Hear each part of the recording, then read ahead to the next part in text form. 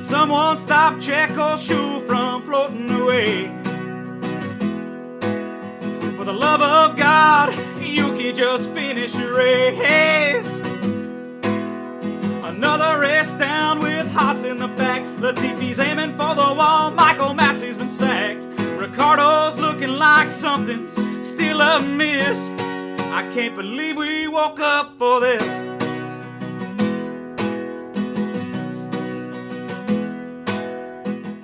From the top, who are your top 3 constructors? All right, my bets were pretty safe on this one. I have Red Bull, Ferrari, and Mercedes as my top 3. What about you? Red Bull wins, not by as much as last year, but won't be difficult. Mercedes will pass Ferrari towards the end of the year because Ferrari will shoot themselves in the foot and come in third. What about your top and your 3 drivers? Drivers. All right, my drivers are, we're going to have Max. He's going to possibly three-peat. We got Checo, who I think will have an amazing year, but he won't be able to catch up to Max. And then my wild card here, it's going to be Carlitos Sainz. Because for some reason he's going to do it. It's in my gut. What about you? His is his 3rd year at Ferrari. He's been pretty strong in that time period, and he's only getting better. But Max wins again. Same as my prediction for constructors. It's not going to be difficult, but it won't be as easy as it was last year. I think Lewis rebounds to 2nd, and Charles sticks in 3rd. Close over Carlos for 4th, but I think that team orders will give him 3rd. Because I think he'll have the latest chance to get into the title race. Team or driver wise, who do you see as the biggest improver this year? I'm gonna go with Nando. On whatever team he's on, he's gonna sign in the halfway through with another team, and then that team's gonna improve as well. No, I think Nando is gonna squeeze everything out of that car. It's looking good. It was looking good in training. So I think he's gonna push it even harder. It might explode on him, or he might put it to a surprise pole position again. So that's who I think is gonna improve. He does have those in him. Mm-hmm. My biggest improver this year, I'm on the hype train to an extent. I don't think it's as big as people say it is, but I think Aston will be the biggest mover this year in terms of going up the constructor standings. All right. What about on the flip side? My biggest disappointment is McLaren. I think that the problems with their car are very real. They did not solve the problems from last year. In fact, it looks like to have given themselves more with one rookie driver and one experience. That's not exactly a great combination. I think they are going to be my biggest disappointment of the year. Who's yours? I'm gonna say Alpine. It's gonna be not a disappointment for the fans because we're gonna see that fight that we've been wanting, the French battle. But I think that's not gonna be good for the team, and they're gonna be dropping down because they're gonna have two drivers feuding. So that's gonna be a disappointment as a pure race fan, but a DTS fan, it's gonna be great. So yeah, Netflix is licking their chops. Off the wall question: will there be an actual fight on that team? I kind of hope so. We see Ocon has the bigger range, but I think Gasly's a little Gasly stronger. Would get inside though. Exactly, he's a little stronger. Take him down. Mm-hmm. Yeah. I 100% could see an actual fight on that team. It just depends on Ocon wants to be a team leader. Gasly has the more and better experience. That's fireworks waiting to happen. Yeah, and he has technically been a team leader before at AlphaTauri. Yeah. Technically.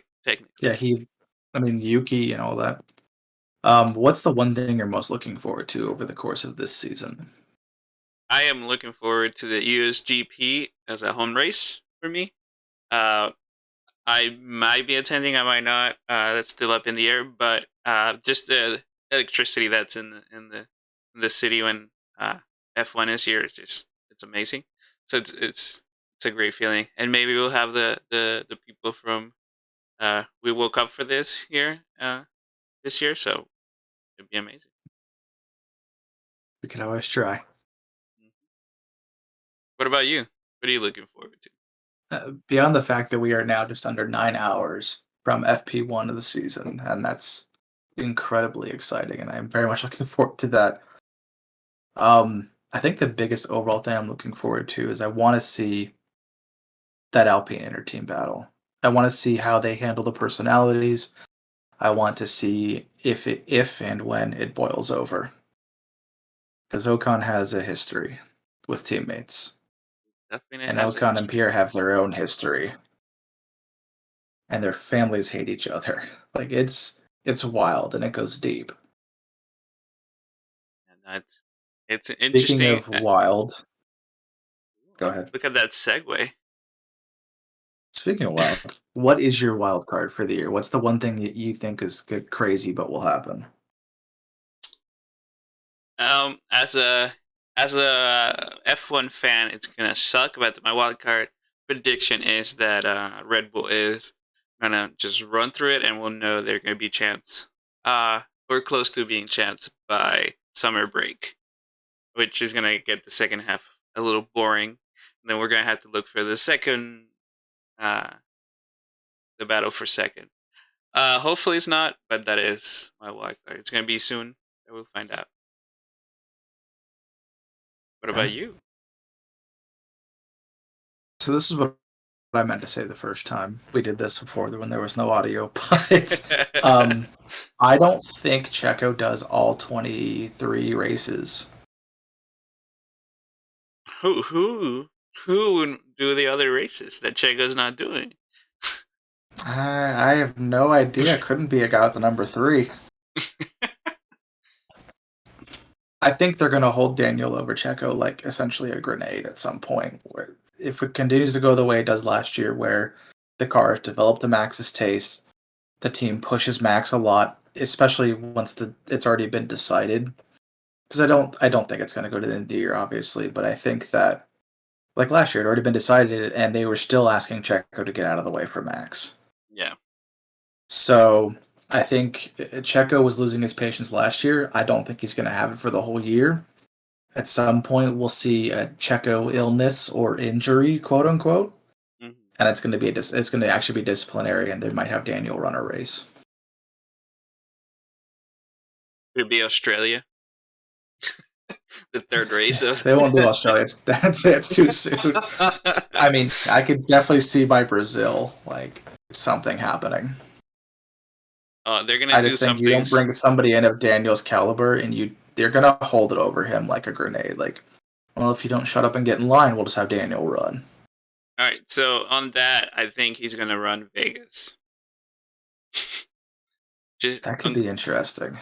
I'm going off your wild card prediction. When Just is Vegas? So Vegas is the second to last race of the year. Oh, so that is it's right before Abu Dhabi. It's after Brazil. Yep. Okay, I could see that. I don't know if Daniel would be capable of running in Vegas though. He'd have to like stop partying first for that week. I mean, he can party after. That's fair. That is fair. And then this is the one that I kind of threw in there, which is we're both going to give each other something to react to. No preferences, no pre-knowledge. So my question for you is how long does the Nando honeymoon last at Aston Martin? We both know we've seen it, he's got a bit of an attitude and a lack of patience at times. I'm gonna say 6 races in. I think by then he's Maybe gonna our have first it. Nando explosion on the radio. I mean, I think we're gonna get a DNF and that's it. that's when the honeymoon would end. I'm gonna say it's gonna happen between 6 races. What about you? Interesting. I think he's going to have his little comments throughout the whole year, like he always does, but I don't think he's going to give up on it this year. I think next year, though, definitely at some point, he's going to be like, okay, I'm just going home. Bye. I'm done. Yeah, fair. All right, my question. Uh, which one of the liveries is your favorite? Oh, that's just evil. Mostly because I hadn't thought about this in a couple weeks. We were supposed to do I know that's why I'm a still stuck in recording that. on We're this. supposed to record weeks ago. Still Yeah. has questions about that. So, of the 9 liveries that I will rate, because one team is getting an incomplete. You're not allowed to hit copy paste, and for me to actually consider it anything. But you still have 10. I'm only rating 9. The other one doesn't count. It's an incomplete. No, but you have a team that has 2 liveries. Yeah, I also throw them out because they're both trash. um, it's hard to beat. I'll give you a top 3. And these are probably honestly in no particular order. Right. So Mercedes, I mean, Alfa yeah. Romeo, and I want to say Haas, but only from a side view. That top view is garbage. That is true. What is your favorite or top 3 liveries? I'm gonna say the Alpine. The Williams, surprisingly. I really liked it. I think with Albon's helmet, it kind of like gave it a really cool vibe. That's fair. That's a different vibe. Mm-hmm. And yeah, I'm going with Haas. So those are my top 3 liveries. Interesting. No Alfa Romeo. No Alfa Romeo. It was pretty. Yeah. All right, and let's end today's recording with who's going to win Rookie of the Year. So it's going to be Nick Vries. I don't think there's another option for me because I feel like that's going to be the strongest car out of the 3 that those people are in. My real question is, and I don't want it this way, but is Will Sargent be almost like a one and done? Is he going to be a disappointment? Because it does feel a bit rushed bringing him in. Well, so on that note, he is my pick for Rookie of the Year. I think he's going to come in with a chip on his shoulder. You've seen all the media about him. Exactly what you say, you know. He's a one and done. And, you know, there's that American pride that's going to hopefully help him go the right way. And not just... I just hope he doesn't just go full Florida man. Exactly. So he's my pick for Rookie of the Year. Piastri, I think he has too much hype, and I don't know if he can live up to it. I think it's better to come like with no hype, like Logan is coming, and just focus on the driving and let the driving do the talking. So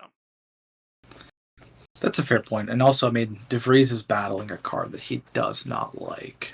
That's been apparent from everything they've said. Is they spent the entire winter trying to do a lot of redesigning on the car because he had driven the Mercedes, the Aston, the McLaren, the Williams last year. He basically drove, he drove all of the Mercedes back cars at one point or another. Yeah, he did. And he had a lot of complaints about the AlphaTauri after the end of the year test. And think about he's driving a Williams, so there's not much, like, if he scored points, he's already ahead on that race of Rookie of the Year. So he's like driving that boat to points. It's gonna be a Nick De Vries story all over again. So I think him being in a lower team with we don't know where his standing is, like how good he is, how bad he is. So Yeah, Piastri there. Everybody's thinking he's gonna win championship already. You know, because he's done that before. He's gonna F2 won it first time. F3 same stuff. So there's that thought process on him. Like, so yeah, again, Logan Sargent, do America proud. The earworm for next time, and this is something we'll talk about next time. I'm just going to throw it out there. Comment below your thoughts on this. This can be a video in and of itself. F1 is currently taking applications to be the 10th or 11th and 12th teams. Who do you think will get it? And does Andretti actually have a shot? I'll let that. Or you could word that as, why will 11 and 12 neither one of them be Andretti? All right. Yeah, I like that. I'll let it fester here, and then we'll get back to it when we have the full team, full casting team. Tell me why I'm wrong, TikTok.